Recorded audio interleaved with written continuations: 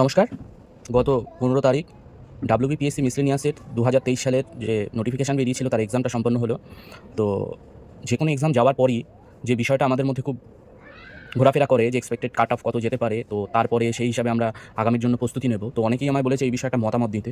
তো সেই কারণেই আজকের এই কাট অফ নিয়ে একটা মতামত নিয়ে আসলাম আমার মতন করে। মানে আমার যেটা মনে হয় আমার পরিচিত পরিসরে কথা বলে বা বিভিন্ন জায়গা থেকে ইনফরমেশান নিয়ে আমি যেটা বুঝতে পারলাম তার উপরে একটা কাট অফ আমি এখানে দেবো এখন। তো ব্যাপারটা হচ্ছে সবার প্রথমে কাট অফ দেওয়ার আগে যে জিনিসটা আমার মাথায় রাখতে হবে আমাদের যে ভ্যাকান্সি কত। ভ্যাকান্সি যত বেশি হবে কাট অফ তত কম হবে, ভ্যাকান্সি যত কম হবে কাট অফ তত বেশি হবে। তো মিসলেনিয়াসে যে নোটিফিকেশান বেরিয়েছে তাতে তো ভ্যাকান্সির কথা বলে দেওয়া হয়নি কতটা, বা বলে দেওয়া হয়ও না। কিন্তু সূত্র মারফত জানা যাচ্ছে এইবার ভ্যাকান্সি মোটামুটি 800 মতো আছে। 800 কিছুটা কম কিছুটা বেশি এরকম হতে পারে, আবার কেউ কেউ বলছে 1000টাও আছে। তো আমরা একটা মোটামুটি ধরে নিই সেফ 800, মানে 800 থেকে খুব বেশিও হবে না, আবার 800 থেকে খুব কমও হবে না ভ্যাকান্সিটা। তো সেই প্রেক্ষাপটেই আমাদের একটা কাট অফ আমরা করব। 800টা যদি ভ্যাকান্সি থাকে আমরা যদি ধরে নিই মোটামুটি মেইন্সের জন্য 10 গুণ ডাকবে, তাহলে 8000টা ক্যান্ডিডেটকে ডাকবে মোটামুটি আমরা ধরে নিতে পারি। এবার এখানে আরেকটা কথা বলার, কাট অফ করার আগে যে পরীক্ষার ফর্ম ফিল আপ হয়েছিল সেটা আমরা জেনেছিলাম প্রায় 2 লাখ, কিন্তু পরীক্ষার্থী যারা দিয়ে এসছে পরীক্ষা তাদের মুখ থেকেই শোনা যাচ্ছে যে মোটামুটি 60 থেকে 70% বেশি প্রেজেন্ট হয়নি। সেই হিসাবে আমরা বলতে পারি মোটামুটি 50-60 হাজার ক্যান্ডিডেট এমনি পরীক্ষা দিতে যায়নি। তার মধ্য থেকেই মোটামুটি 8,000 জনকে বাছাই করে নেওয়া হবে মেন্সের জন্য। তো সেই হিসাবে আমি একটা কাট অফ করে দিচ্ছি। তো কাট অফ করার আগে সবার আগে যেই কথাটা বলার, যে মিসলেনিয়াস পরীক্ষার যে ট্রেন্ড আছে এতদিনের কাট অফের প্রিলিমিনারির, তো সেই প্রেক্ষাপটে এবার সবচেয়ে বেশি নাম্বার কাট অফ যাবেই।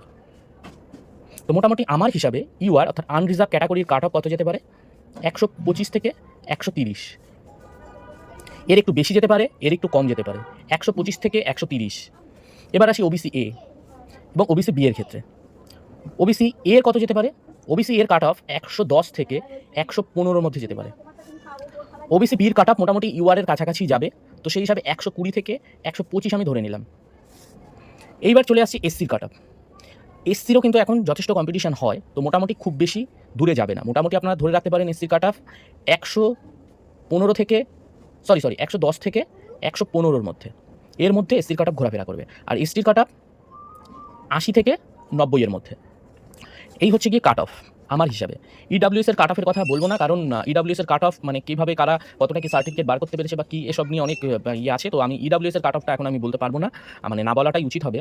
তো আরেকটা জিনিস এবার বলে রাখি, যে এই কাট অফের আশেপাশে যারা আছো, যাদের একটু কম আছো, ধরো 5 কম আছো, 10 কম আছো, তারাও কিন্তু অবশ্যই মেন্সের জন্য প্রিপারেশনটা শুরু করে দাও। মেন্সের জন্য প্রিপারেশন শুরু করে দাও। মনে হচ্ছে প্রশ্ন দেখে যে প্রচুর নাম্বার ওঠার মতো প্রশ্ন, আসলে পরীক্ষার হলে বসে প্রশ্নগুলোকে সোজা মনে হলেও হিউম্যান এরর হবেই, এবং সেখানে দিয়ে প্রচুর মানুষের কিন্তু নাম্বার কাটা গেছে। অনেকের সাথেই কথা বলে শুনেছি যে তাদের নেগেটিভটা কোশ্চেন নেগেটিভ মার্ক অনেকই হয়েছে। তবে এখানে আরেকটা জিনিস যেটা বলার, যে WBPSC মিসলেনিয়াসের যে পরীক্ষা হলো তাতে নেগেটিভ মার্কিংটা কিন্তু একটু অন্যরকম ছিল।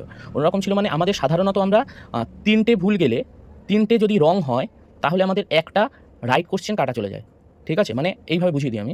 ধরো 4টে কোশ্চেন করলাম, আমি 4টের মধ্যে আমি 3টে কোশ্চেন রাইট করলাম, সরি 3টে কোশ্চেন ভুল করলাম, একটা কোশ্চেন রাইট করলাম, তাহলে ওভারঅল আমার নাম্বার আসবে 0।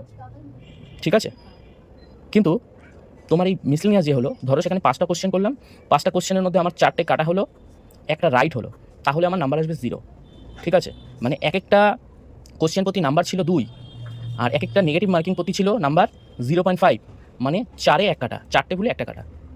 এটা নিয়ে অনেকের মধ্যে কনফিউশন আছে, এই কনফিউশনটাও আমি দূর করে দিলাম। যাই হোক, আজকের ভিডিও এখানেই শেষ করলাম। ধন্যবাদ।